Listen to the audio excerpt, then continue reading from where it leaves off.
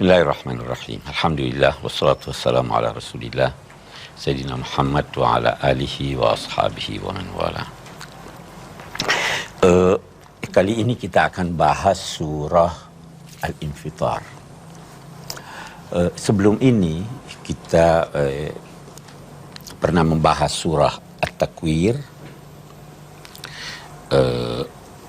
surah At-Takwir, surah Al-Infitar, surah Al-Insyiqaq, yang nanti juga kita akan, pada gilirannya kita akan bahas, pernah dilukiskan oleh Rasulullah Sallallahu Alaihi Wasallam dengan sabdanya, siapa yang ingin melihat peristiwa kiamat, ingin melihat dengan mata kepalanya, maka bacalah surah-surah At-Takwir, Al-Infitar, dan Al-Insyiqaq.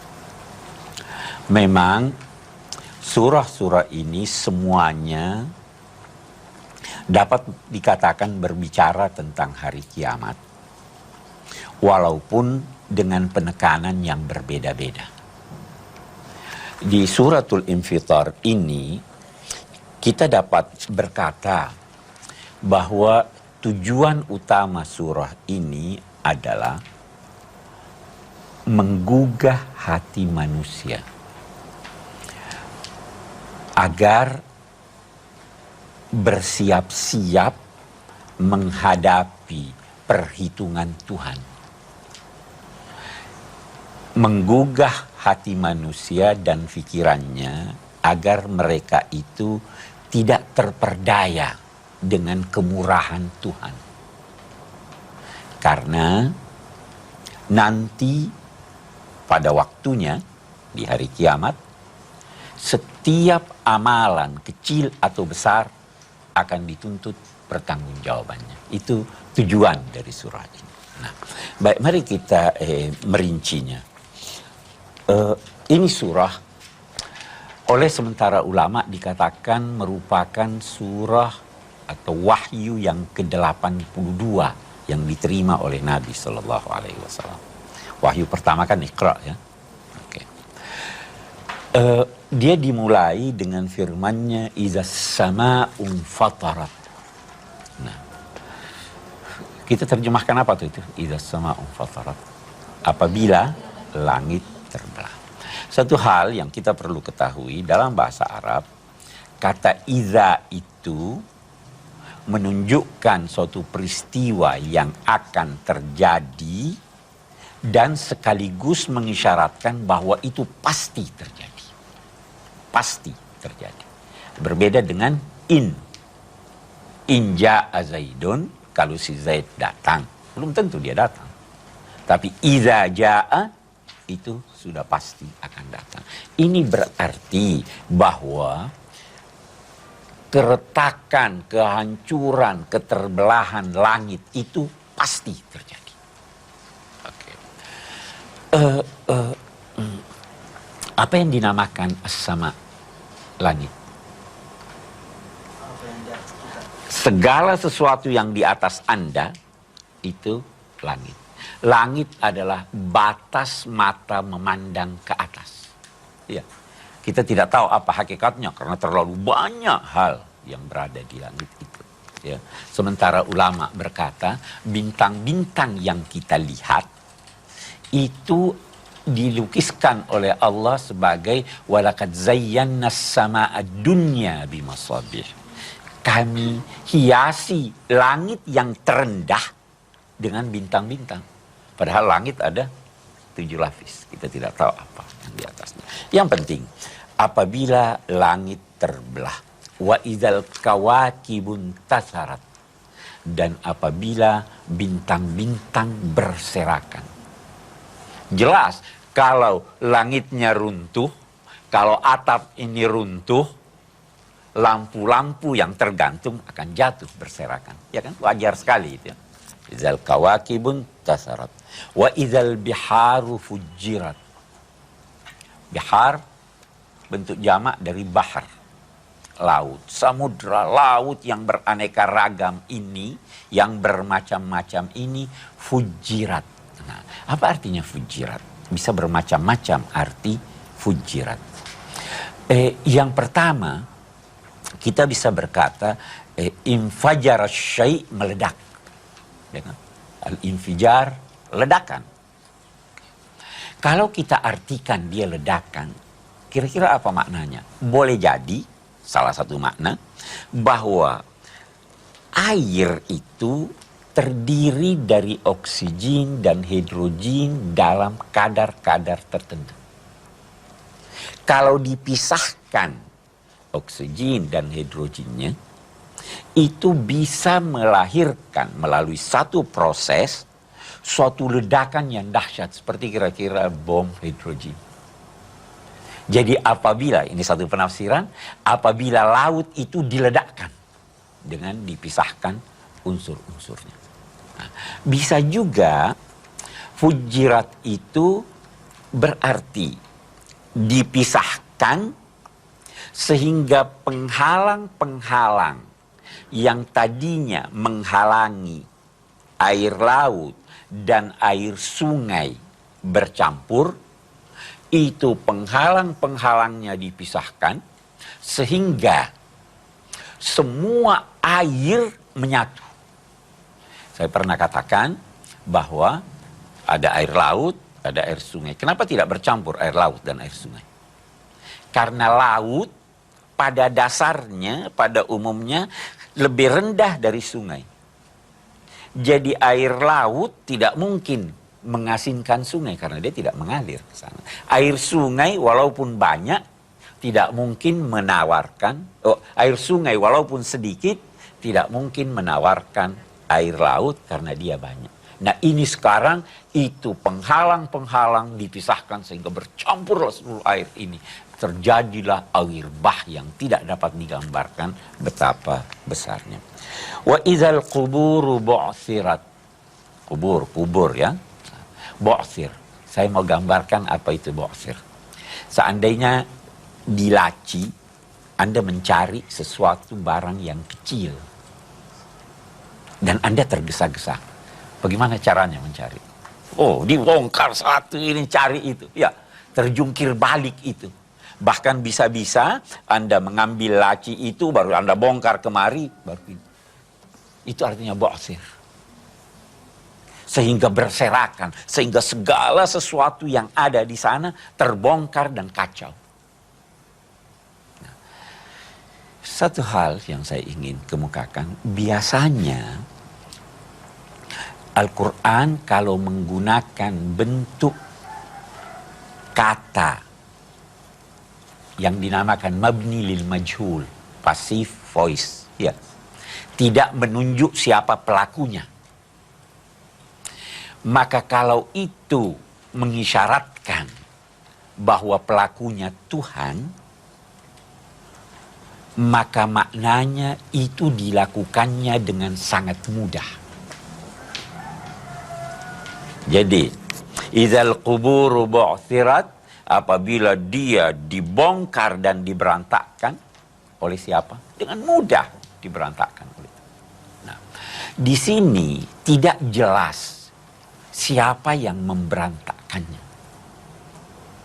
Boleh jadi kubur-kubur itu menjadi berantakan karena ledakan yang dahsyat ini. Ya. Boleh jadi juga memang dia peristiwa tersendiri, yakni ketika terjadi kiamat itu terjadi peniupan sangkakala pertama, mati semuanya. Terjadi peniupan sangkakala yang kedua, semua berbangkitan. Itu peristiwa tersendiri. Dan tentunya ketika dia terbongkar, segala sesuatu akan menjadi nyata. Ya kan? Sudah dibongkar, dicari. Oh ini si A dulu ada sesuatu yang dia sembunyikan dalam kehidupannya. Sekarang ketahuan. Idzal quburu bu'tsirat. Alimat nafsum ma qaddamat wa akharat. Ketika itu manusia, setiap jiwa mengetahui maqaddamat, apa yang sudah dilakukannya dan apa yang tidak dilakukannya. Yang sudah dilakukannya itu adalah dia sudah melakukan kewajiban, saya sudah melakukan salat, saya melakukan puasa, saya melakukan bakti kepada orang tua. Ada enggak kewajibannya yang dia tidak lakukan? Dia juga tahu. Alimat nafsun ma qaddamat, apa yang dilakukannya, wa ma akharat, yang dia tidak lakukan. Oh iya, saya pernah tidak salat asar. Ya kan? Bisa begitu ya?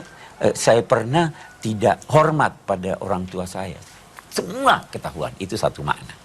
Makna yang kedua, alimat nafsun ma qaddamat, dia setiap jiwa mengetahui apa yang telah dilakukannya untuk masa depan, dan mengetahui juga apa amalan yang ditinggalkannya dan yang menjadi contoh dan teladan buat orang di belakangnya.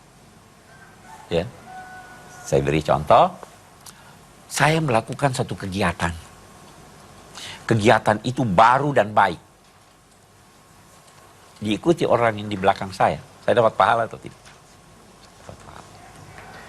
Saya melakukan amal buruk, diikuti oleh orang sesudah saya dapat dosa. Nah, maqaddamat, apa yang dilakukannya, dan akhirat, apa yang dilakukannya dan menjadi tradisi diikuti oleh orang-orang sesudahnya. Bisa juga alimat nafsun maqaddamat, waktu dia muda, dan ma'akharat, waktu dia tua. Itu artinya. Sedikit lagi saya ingin katakan, alimat, mengetahui. Kita kan sekarang boleh jadi sudah tahu ya. Tetapi apa yang kita ketahui sekarang masih sangat sedikit dibanding dengan apa yang akan kita ketahui dulu. Kita ketahui sekarang kita ngerumpi. Iya. Tahu enggak hakikatnya? Kita ketahui di sana nanti hakikatnya. Orang yang mencerca saudaranya, mengriba saudaranya, itu seperti makan daging saudaranya yang hidup. Di sana nanti diketahui hakikat setiap amal. Itu yang digambarkan oleh awal surah Al-Infitar ini. Saya ingin kembali. Alimat nafsum ma qaddamat wa akharat. Kita sudah jelaskan apa yang dimaksud dengan qaddamat dan akharat. Saya ingin Anda sekalian menggambarkan satu ayat untuk mengetahui hakikat amal kita. Innal ladzina ya'kuluna amwalal yatama zulman innama ya'kuluna fi butunihim nara wa sayaslawna sa'ira. Orang-orang yang memakan harta anak yatim secara aniaya, sesungguhnya dia hanya memakan api di dalam perutnya dan akan masuk ke neraka. Di sini dia katakan akan masuk ke neraka. Ya kan? Tetapi dalam saat yang sama dia katakan dia sedang memakan api dalam perutnya. Jadi sekarang sudah makan api atau belum? Sudah. Sudah masuk neraka atau belum? Belum. Saya slauna. Itu berarti ada hakikat yang kita tidak ketahui dari amalan kita. Nah, hakikat itulah yang tergambar alimat nafsun. Situ dia ketahui hakikatnya. Sekarang Anda belum tahu. Kita belum lihat. Oke. Nah, kita lanjutkan. Ya ayyuhal insanu ma gharraka bi rabbikal karim. Wahai manusia yang durhaka khususnya. Gharra itu artinya menggambarkan sesuatu yang buruk dalam bentuk yang indah. Setan itu gharur, paling senang menggambarkan yang buruk dalam bentuk yang indah. Sehingga orang terperdaya. Nah, jadi magharraka, apa yang menjadikan engkau terperdaya? Sehingga durhaka kepada Tuhan, pemeliharamu, pembimbingmu, yang mengembangkan potensimu, yang maha pemurah itu. Apa yang menjadikan? Kau punya Tuhan membimbing kamu, menganugerahkan kamu. Bahkan di lanjutan ayat itu, alladzi khalaqaka fasawwaka fa'adalak, yang menciptakan kamu, yang menyempurnakan bentuknya ini dan menjadikan kamu seimbang. Bisa dibayangkan ciptaan Tuhan. Anda tahu kita ini katakanlah kita ini punya paru-paru. Luar biasa Tuhan memberikan kita paru-paru. Dengan mudah kita bernafas, ya kan? Udara sejuk, sehat, kita bisa temukan di mana-mana. Kita diberi lidah. Anda tahu di paru-paru kita itu berlipat-lipat, ya. Ada 300, ada ribuan, kalau tidak ratusan ribu lipatan. Kalau Tuhan melipat, kalau itu dibuka, itu jaraknya seperti lapangan tenis. Dilipat, dilipat, dilipat, dilipat. Ruang-ruang kecil. Lidah. Dia bisa membedakan rasa. Ya. Itu Tuhan berikan. Mata. Otak. Kira-kira kita ini kan punya daya ingat ya. Kira-kira kalau daya ingat kita yang berumur 60 tahun ini. Ya. Itu kalau diletakkan di kaset, kira-kira berapa kaset itu? Anda masih ingat sebagian waktu Anda kecil. Semua ada di sini. Jutaan kaset. Apa yang menjadikan kamu terperdaya kepada Tuhanmu? Kira-kira apa yang menjadikan orang terperdaya? Karena kebodohan, karena kelengahan, dan ada satu lagi. Karena Tuhan Maha Karim, Maha baik. Dia tangguhkan. Dia tidak langsung menjatuhkan sanksi, sehingga orang, oh ini tidak apa-apa nih. Ya kan? Dia tidak langsung menjatuhkan sanksi. Terlalu baik, sehingga kita terperdaya. Dipikirnya ini bakal baik terus nih. Padahal dia sudah menyatakan, la in syakartum la azidannakum, wa la in kafartum inna adzabi syadid. Banyak orang yang begitu. Kalau dia punya atasan baik, oh gampang deh, Tuhan Maha Pengampun. Dia lupa bahwa dia syadidul iqab juga. Jelas kan? Jadi karena kebodohan, karena kelengahan, karena dia terlalu baik, dia karim. Tuhan Karim itu gambarannya, dia memberi tanpa batas. Dia bisa memberi melampaui apa yang Anda harapkan. Dia marah kalau Anda tidak minta pada dia. Subhanallah. Itu Karim. Dia marah. Dia kalau menegur, dia kalau kecil hati, menegurnya itu perlahan-lahan. Dia tidak marah pada Anda. Nah, ini yang menjadikan orang lengah. Ini yang menjadikan orang terpercaya. Khalaqa fasawwaka fa'adalak. Adalak, apa artinya adalak? Menjadikan kamu seimbang. Bisa juga diartikan menjadikan kamu cenderung kepada keadilan. Siapa yang tidak mendambakan keadilan? Yang aniaya pun mendambakan keadilan. Tapi untuk dirinya yang aniaya. Dia tidak mau menegakkan keadilan pada orang lain. Semua kita. Pencuri pun ingin anaknya baik. Ya, itu kecenderungan jiwa. Fa'adalak, itu makna kedua adalah fi ayyi suratin masya'a rakkabak. Dalam bentuk apapun yang dikehendaki Tuhan, Tuhan menyusun bentuk Anda. Anda yang menyusun kecantikan Anda. Anda yang menyusun kegagahan Anda. Bukan. Tuhan. Ada sistem yang ditetapkannya. Fi ayyi suratin masya'a rakkabak. Itu juga salah satu arti adalak, saya teringat salah satu arti adalak, menjadikan kamu seimbang. Coba lihat, mata sama, hidung, tangan yang satu tidak lebih pendek dari yang lain. Seimbang. Anda gagah sekali. Fi ayyi suratin masya'a rakkabak. Kita lihat ini. Fi ayyi suratin masya'a rakkabak. Bisa juga diartikan. Ada yang diciptakan lelaki, ada yang diciptakan perempuan. Ya. Dalam bentuk apapun. Bisa juga proses perjalanan hidup manusia. Itu semua diatur oleh Allah Subhanahu wa ta'ala. Kalau begitu, kenapa terperdaya? Kenapa mau durhaka kepada Tuhan?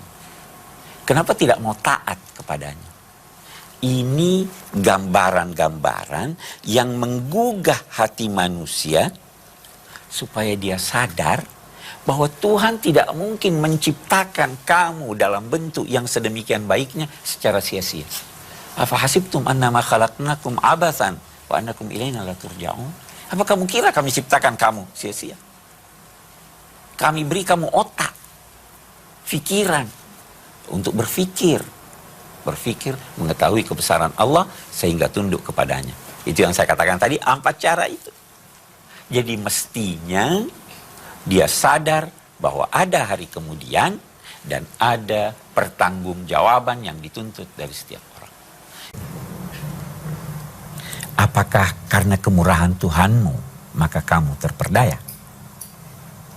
Dijawab sekarang di sini. Kalla bal tukadzibuna biddin wa inna 'alaikum lahafizin.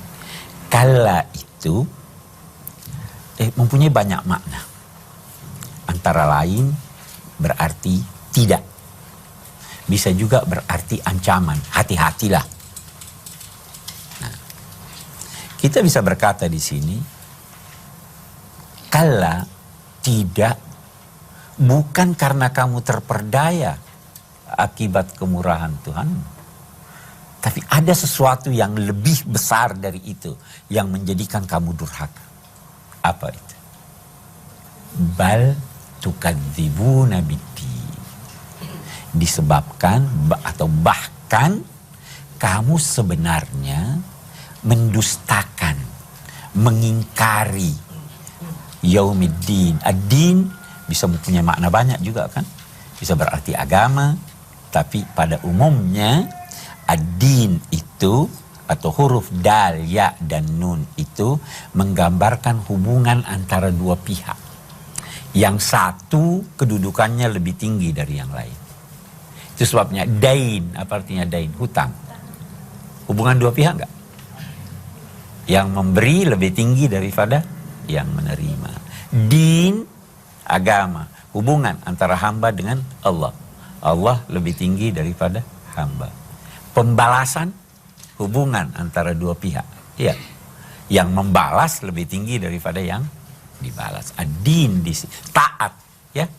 Taat, yang ditaati lebih tinggi kedudukannya daripada yang menaati. Di sini yaumiddin, hari pembalasan. Ada hari pembalasan. Yang berbuat baik diberi kebaikan, yang berbuat jahat diberi sanksi kejahatannya. Kalian mendustakan, tidak percaya bahwa ada hari pembalasan. Memang orang yang tidak percaya ada hari pembalasan, dia tidak menghiraukan apa yang dia lakukan. Terserah saya. Tapi kalau orang percaya bahwa ada hari pembalasan, dia akan berhati-hati. Ini kalau saya lakukan ada balasannya di sana.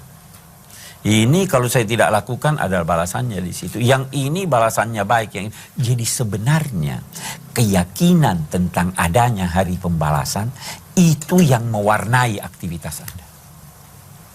Ya toh? Nah, ini durhaka kenapa nih? Karena tidak percaya, mendustakan adanya hari pembalasan. Baru lanjutannya, wa inna alaikum lahafizin. Waw apa artinya? Dan. Tidak semua waw berarti dan.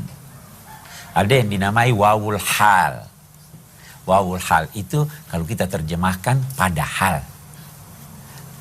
Kamu mendustakan hari kiamat, kamu mengingkari hari pembalasan, padahal inna alaikum lahafizin. Maksudnya amal-amal kamu dicatat. Inna alaikum. Kalau kita terjemahkan secara harfiah, sesungguhnya di atas kamu ada pengawas-pengawas. Di atas kita ada pengawas. Bukan itu maksudnya. Ini ayat sama dengan firman Allah, iz yatalaqqal mutalaqqiyani 'anil yamini wa 'anil shimali qa'id ma yalfizu min qaulin illa ladayhi. Jadi sebenarnya kanan dan kiri ya kan? Raqib dan atid. Nah, satu hal dulu. Jadi alaikum tidak harus atau jangan difahami di atas kamu, bersama kamu. Hanya Al-Quran menggunakan kata ala Nah, biasanya seseorang yang berada di atas itu menguasai yang di bawahnya. Iya. Jadi sebenarnya alaikum di sini berarti menguasai kamu, tahu persis kamu. Sesungguhnya di atas kamu, yakni yang menguasai kamu, yang memahami betul semua tingkah laku dan isi hati kamu itu, ada yang menjadi pengawas-pengawas kamu, yaitu malaikat. Nah, kita tidak tahu apakah ayat ini ditujukan kepada semua manusia dalam arti semua manusia ini ada pengawas yang secara umum mengawasi mereka, ataukah maksudnya setiap orang ada pengawas-pengawasnya. Yang populer, setiap orang ada pengawasnya. Namanya apa? Raqib, Raqib Atid. Raqib Atid itu satu atau dua? Nah, kalau dua, dia akan berkata Raqibun wa Atid. Ya, tapi Raqib Atid. Raqib itu pengawas yang mengetahui segala sesuatu. Atid itu yang selalu hadir dengan seluruh perlengkapan yang dibutuhkan. Jadi sebenarnya yang populer itu Raqib dan Atid, nama dua malaikat, tidak dikenal dari ayat-ayat Al-Quran. Wa inna alaikum alaikum la hafizin. Hafiz selalu mengawasi. Ulama-ulama merujuk kepada hadis-hadis itu menyatakan bahwa malaikat pengawas itu selalu menyertai manusia, kecuali di 3 tempat. Yang pertama, waktu dia masuk kamar mandi, dia tidak bersama, dia mengawasi dari luar. Yang kedua, sewaktu dia berhubungan dengan pasangannya. Nah, ada yang menambahkan sewaktu dia janabah, junub. Tapi itu jangan Anda artikan kalau dia tidak bersama Anda ketika itu, lantas dia tidak tahu Anda. Ya kan? Kita saja bisa ada monitor dari jauh. Dia begitu, kita akan lihat nanti, kiraman katibin, dia itu sangat mulia, sangat terhormat. Katibin, menulis segala sesuatu. Sampai tulisan itu dikeluhkan oleh kaum musyrikin di hari kemudian, mali hadzal kitab la yughadiru saghiratan wala kabiratan illa ahsa. Mengapa kitab amalan ini tidak meninggalkan yang besar, yang kecil semua tercatat? Kiraman katibin ya'lamuna ma taf'alun. Mereka itu tahu terus menerus apa yang kamu kerjakan secara terus menerus. Itu kan kata kerja masa kini kan, ya'lamun ma taf'alun. Nah, ada hal yang menarik. Seorang penulis, syaratnya yang pertama harus jujur, harus orang mulia. Ya, kiraman. Kalau seorang penulis tidak mulia, dia bisa curang. Ya. Terus katib, orang yang pandai menulis. Ada orang mulia jujur tidak pandai nulis. Ada orang pandai jujur, tetapi dia tidak mengerti persoalan. Kalau ini malaikat-malaikat bagaimana? Kiraman, katibin, ya'lamuna ma taf'alun. Dia mengetahui, sehingga dia catat. Syukurnya, niat baik dia catat. Kalau niat buruk, dia belum catat. Jadi kalau begitu pengawas ini bukan mencari kesalahan Anda. Itu sebabnya Imam Qurtubi mengatakan, pengawas-pengawas itu, kalau orangnya sudah mati, dia ada di kuburnya mendoakan, mudah-mudahan orang ini selamat. Karena maksudnya bukan mencari kesalahan. Yaf'aluna, ya'lamuna, taf'alun. Ya terus mengetahui apa yang kamu kerjakan. Bahkan mengetahui isi hati kamu. Mengapa ada itu malaikat? Bukankah Tuhan Maha mengetahui? Tuhan Maha mengetahui. Tetapi itu untuk menjadi bukti bahwa memang saya salah. Ini buktinya. Innal abrara lanafi na'im wa innal fujjara lafi jahim yaslaunaha yaumaddin wa ma hum anha bighaibin, dan seterusnya. Innal abrara, al abrar itu jamak bar, ya toh? Kata bar terambil dari kata bar atau bir. Huruf-huruf kata yang terdiri dari huruf ba dan ra itu bisa berarti kebajikan. Lan tanalul birra, ya kan? Bisa juga berarti ketaatan. Bisa juga berarti kebenaran. Orang yang membenarkan taat, ya. Nah, bisa juga berarti keluasan. Itu sebenarnya albar. Apa itu artinya albar? Daratan, luas. Nah, dari sini kata al-abrar, makna-makna ini bisa dihimpun sehingga al-abrar itu adalah orang-orang yang taat, orang-orang yang jujur, orang-orang yang membenarkan tuntunan agama, sekaligus luas pengabdiannya. Keluasan pengabdian itu oleh sementara ulama, sampai-sampai pengabdiannya menyentuh binatang-binatang. Ada enggak yang masuk neraka karena kucing yang dia tahan? Dia bukan bar. Ada enggak yang masuk sorga diampuni Tuhan karena memberi minum anjing? Ada. Bukanlah seorang bar yang menginjak-injak semut dibunuhnya. Itu al-abrar. Innal abrara lafi na'im. Sungguhnya orang-orang yang berbakti, orang-orang yang taat, orang-orang yang jujur, itu berada di dalam kenikmatan. Di sini kenikmatan sorgawi, tapi sebenarnya kenikmatan duniawi juga dia peroleh. Innal abrara lafi na'im wa innal fujjara lafi jahim. Fajir, arti asal katanya itu sebenarnya membelah.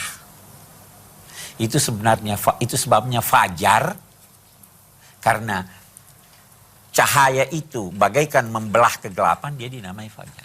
Seorang yang bergelimang dalam dosa, atau dalam pemahaman sementara ulama, seorang yang banyak melakukan dosa kecil dan melakukan dosa besar dinamai fajir. Innal fujjara lafi jahim. Ini ada ulama-ulama berkata, kalau begitu semua yang melakukan dosa besar masuk neraka. Ada tidak paham seperti itu? Ada paham. Ulama-ulama Ahlus Sunnah berkata tidak, ini ancaman.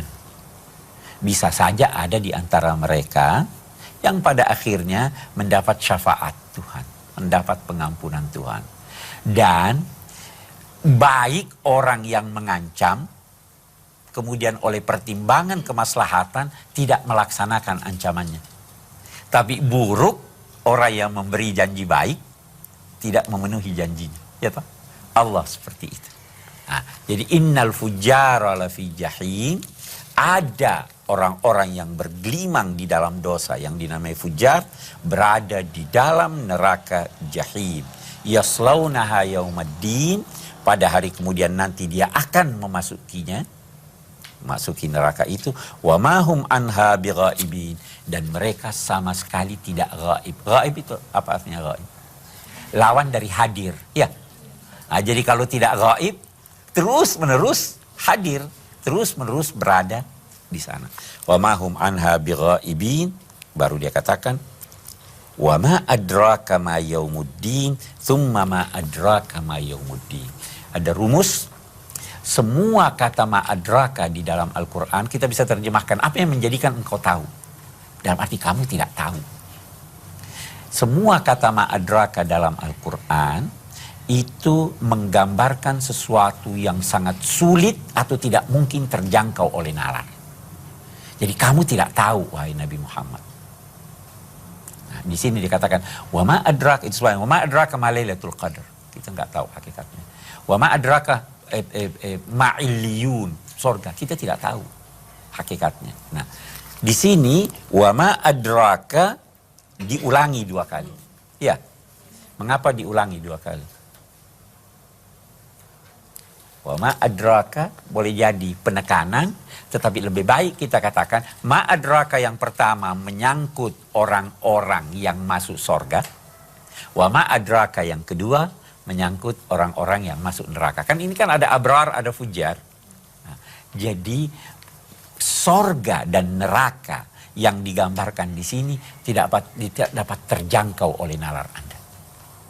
Di sorga, fiha ma la ainun ra'at, wala udhunun sami'at, wala khatara bi bali bashar. Di sana terdapat sesuatu hal-hal yang tidak pernah terlihat oleh mata, tidak terdengar oleh telinga, dan tidak pernah terlintas di dalam benak seseorang. Di sorga. Neraka juga begitu. Wa ma adraka ma yaumuddin. Kamu tidak tahu. Siapapun kamu. Walaupun engkau Nabi Muhammad tidak tahu. Kecuali kalau kami beritahu. Tapi karena sulit terjangkau oleh nalar kamu, kami buka sedikit yang bisa kamu jangkau. Apa itu yang bisa dijangkaunya? Di sini yang diterangkan, yauma la tamliku nafsun li nafsin syai'a wal amru yauma idzin lillah. Ketika itu, nah kita lihat di dunia ini bagaimana. Bisa enggak orang tolong menolong? Bisa. Di akhirat? Bisa. Maliki yaumiddin atau maliki yaumiddin. Allah pemilik atau raja. Di sini bisa enggak ada orang tolong menolong supaya jadi raja atau jadi pemimpin atau jadi presiden? Bisa. Di sana? Kenapa? Al-amru yawma idzin lillah. Semua persoalan kembali kepada Allah. Mau ngomong aja harus minta izin. La yatakallamuna illa man azina lahur rahman. Mereka tidak berbicara kecuali siapa yang mendapat izin dari Tuhan. Wa qala sawaba. Dan harus yang diucapkan itu yang benar. Mau ngomong yang nggak benar, nggak bisa. Iya kan? Nah ini gambaran rumit, jadi betul-betul ketika itu penguasaan mutlak dari Allah subhanahu wa ta'ala. Betul-betul ketika itu tidak ada makhluk yang berdaya. Nah Tuhanlah yang memutuskan, termasuk putusannya, ini masuk sorga dengan rahmatku, ini masuk neraka akibat perbuatan burukmu. Itu yang dikandung oleh ayat kita ini. Oke. Baiklah, saya kira kita akan mengambil kesimpulannya dari apa yang kita baca. Kesimpulannya kira-kira apa? Kesimpulannya yang pertama mungkin kita bisa katakan bahwa kelak di hari kemudian ada dua kelompok manusia. Ada orang baik, ada orang jahat, masing-masing akan menemukan ganjaran, bahkan akan menemukan Tuhan. Itu ada ilustrasi. Kita ini dalam perjalanan. Bagaimana perbedaan antara seorang musafir yang kembali kepada keluarganya dan seorang pelarian yang terpaksa kembali ke pengadilan. Beda enggak itu? Yang kembali kepada keluarganya, bawa bekal, bawa ini, waduh itu gembira luar biasa. Kalau yang kembali, dia lari dari penjara, kemudian kembali, itu gambaran apa yang akan terjadi. Nah, yang kembali dari perjalanan menemui keluarganya itu adalah orang-orang yang baik. Itulah yang dilukiskan, innal abrara lafi na'im. Yang lari ini tadi, innal fujara lafi jahim. Begitu dia jalan kembali, dia sudah tersiksa. Kalau ini, begitu dia jalan kembali, belum sampai sudah berbunga-bunga hatinya. Ya kan? Itu yang pertama. Yang kedua, bahwa pada hari kiamat itu, atau hari kiamat itu, rinciannya tidak bisa terjangkau oleh akal pikiran manusia. Namun yang pasti ketika itu adalah bahwa kekuasaan mutlak, wewenang mutlak dalam menetapkan sesuatu hanya di tangan Allah subhanahu wa ta'ala. Itu kesimpulan yang dapat kita ambil dari ayat-ayat yang kita baca ini. Baik, kita sudahi. Insya Allah kita bertemu pada episode yang akan datang dalam surah yang lain lagi.